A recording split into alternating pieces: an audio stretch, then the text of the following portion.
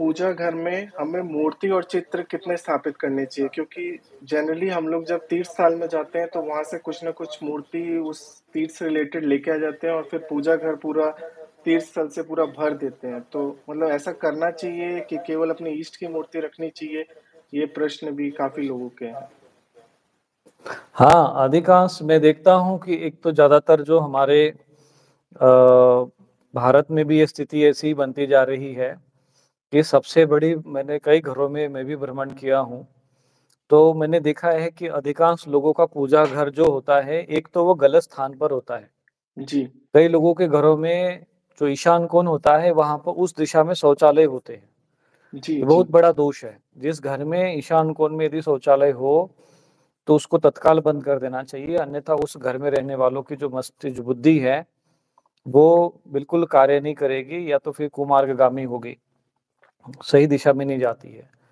दूसरा ये है कि यदि हम वहाँ पर पूजा घर नहीं बना सकते, तो वहाँ पर कोई अलमारी हो या कोई वैसे अलमारी रखी जाए जिसमें पूजा घर स्थापित किया जा सके। ऐसा कुछ व्यवस्था बनानी चाहिए, ईशान कोण में ही विशेषकर पूजन करना चाहिए।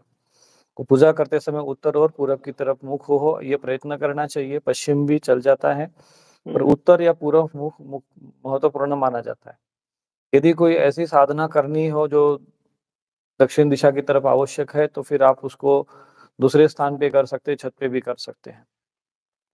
तो अधिकांश पूजा घरों में होता क्या है कि बहुत सारे लोग जैसे कहीं किसी स्थान पे चले गए, कोई किसी तीर्थ में चले गए, तो अधिकांश क्या करते हैं कि वो लोग जहाँ जाते हैं, वहाँ से एक आध कोई फ़ोटो उठा के ले आ जाते हैं। जी, जी। और फिर वो देवी हैं कि देवता हैं, कैसा है, फिर जो ये फ़ोटो का प्रचलन पहले था नहीं, तो ये घरों में फिर सजा देते हैं। कोई पता भी नहीं होता, कुछ लोग तो साईं बाबा जी का भी फ़ोटो लगा देते हैं घरों में, जबकि साईं बाबा जो है हमारे संस्कृति और परंपरा से अलग जो भी संत रहे हो, फ़कीर रहे हो, हम ये नहीं कहते वो क्या है, कैसा है, मुझे उनके बारे में ज़्यादा विशेष नहीं बोलना है और ना मैं उनके विषय में जानता हूँ। परंतु फिर भी वो हमारे परंपरा के नहीं है। तो इस प्रकार से जो एक प्रकार से 2 तत्व जो है ना का एक पॉज़िटिव और नेगेटिव तत्व एक साथ आ जाते हैं। तो ऐसे कोई भी फ़ोटो हमें घर में उठाकर नहीं रखना चाहिए। घर जी, का जो पूजा घर इस प्रकार से होना चाहिए कि मुख्य स्थान पे जो बीच में जो स्थान हो, वहाँ पर आपका जो मुख्य इष्ट देवता है, उसकी जी। एक अच्छी चांदी की या पीतल की अच्छी मूर्ति होनी चाहिए, जो लगभग अंगूठे के आकार की हो, थोड़ी उससे बड़ी भी हो जाए तो कोई दिक्कत नहीं है।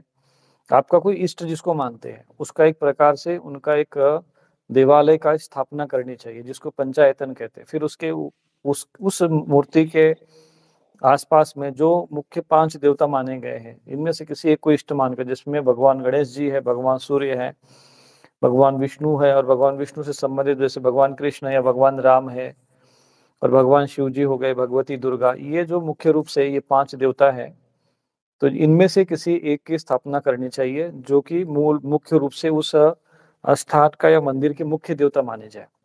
जी, और फिर उनके सहायक देवता होने चाहिए, जैसे कि अगर आप देवी की उपासना करते हैं, तो भैरव जी का भी एक छोटा-सा मूर्ति वहाँ होना चाहिए।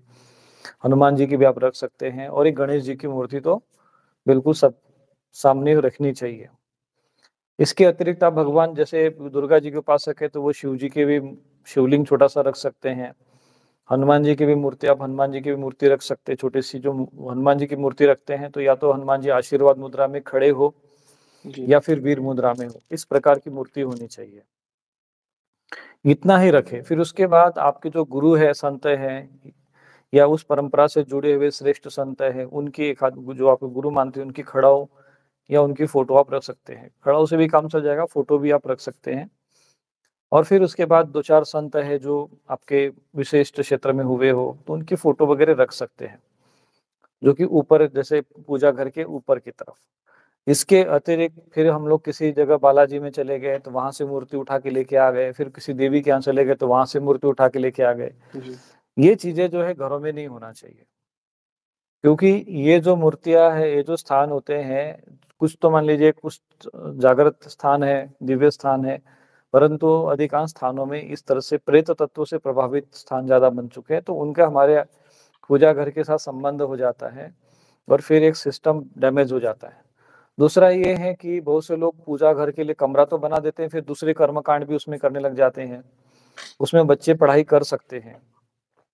इसके अतिरिक्त वहाँ पर कोई स जो है फिर वहाँ चावल रखने लग जाए, कोई सामग्री रखने लग जाए, स्टोर रूम बना दे कि चलो थोड़ा पूजा घर के बाद थोड़ा जगह बची हुई है, तो यहाँ थोड़ा जगह में एडजस्टमेंट करने के लिए कोई सामग्री रख देते हैं, तो ऐसा नहीं करना चाहिए। जी, इससे क्या होता है कि वहाँ की जो सात्विकता है, जो सकारात्मकता है, वो धीरे-धीरे नष्ट हो जाती है। तो ये ध्यान रखना चाहिए कि ऐसा ही घर हो। अगर मान लो कि आप एक फ्लैट में रहते हैं, तो वहाँ पर आप जैसे एक कोई भी ऐसे दीवार में या जैसे जहाँ पर ईशान कोण में कोई अलमारी रख दो या कोई भी वैसा ऐसा स्थान बना दो, जहाँ पर ये सब मूर्तियाँ वगैरह रखी जा सके और उस कोने में रखकर कहते हैं ना मन में, वन में या किसी कोने में भी आप बैठ के अपना आसन रखकर पूजा कर सकते हैं। ईशान कोण में होना चाहिए, थोड़ा साफ-सुथरा होना चाहिए, थोड़ा कंजस्टेड नहीं हो, बस इतना ही है। जी, आवश्यक नहीं है, यदि संभव हो तो कहते हैं कि पूजा घर तो होना ही चाहिए घर में, एक थोड़ा बहुत ऐसा कोई स्थान बन जाता है तो ठीक है और वहाँ पूजा के अतिरिक्त दूसरा कर्म नहीं होना चाहिए, दूसरी वस्तुएँ वहाँ पे नहीं रखना चाहिए। है तो वहाँ से वो चीज़ें हटा देनी चाहिए और बहुत से लोग जहाँ पे शयन कक्ष होता है, वहाँ पर भी वही श उसी पे ही शयन कक्ष में ही पूजा घर बना देते हैं, तो थोड़ा ऐसा नहीं करना चाहिए। मान लीजिए कोई कुछ लोग ऐसे हैं कि जिनका घर एक ही है, कमरा एक ही है, तो उनको फिर उनके लिए तो फिर एक कोई उनके लिए तो कुछ कह नहीं सकते हैं। फिर भी ऐसे लोगों को भी थोड़ा दीवार से ऊपर एक स्थान बना देना चाहिए वहाँ पर कोई रखने के लिए। आजकल तो बने-बनाए भी आते हैं जो दीवार में जी, ऐसे लगा सकते हैं पूजा घर के रूप में और फिर उसके आगे एक पर्दा लगा देना चाहिए। जब आप पूजन करते हैं, कुछ भी करते हैं तो आप अपना पर्दा उसमें खोल दीजिए और उसके बाद उसको बंद कर दीजिए। जी। इसी से रिलेटेड एक और प्रश्न था कि लोग मतलब अपने बच्चों को पूजा घर में सुला सकते हैं? बच्चों को क्या? बच्चों को पूजा घर में सुला सकते हैं मतलब वो पति-पत्नी है, वो लोग साधना कर रहे हैं, वो लोग भूमि शयन कर रहे हैं, लेकिन जो बच्चे हैं उनके, वो उनको क्योंकि जगह की कमी है तो इसलिए उनको घर में पूजा घर में हाँ, बच्चों सुला के लिए तो मतलब जैसे अगर बच्चे अ, 15 साल से 16 साल से छोटे हैं, तो उनको रखा जा सकता है उसमें। छोटे जी। बच्चों के लिए एक स्थान बना सकते हैं, चूँकि उनके उनके वाइब्रेशन से वहाँ का वातावरण में असात्विकता ज़्यादा नहीं आती है, पर वो बिल्कुल एकदम ही छोटे बच्चों को नहीं रखना चाहिए। जैसे 5 से 10 साल 5 से 15 के बीच में बच्चे वहाँ रह सकते हैं, उनके पढ़ने-लिखने की वहाँ व्यवस्था हो सकती है। हुँ, हुँ। यदि वो पूजा घर थोड़ा-सा बड़ा है तब। जी।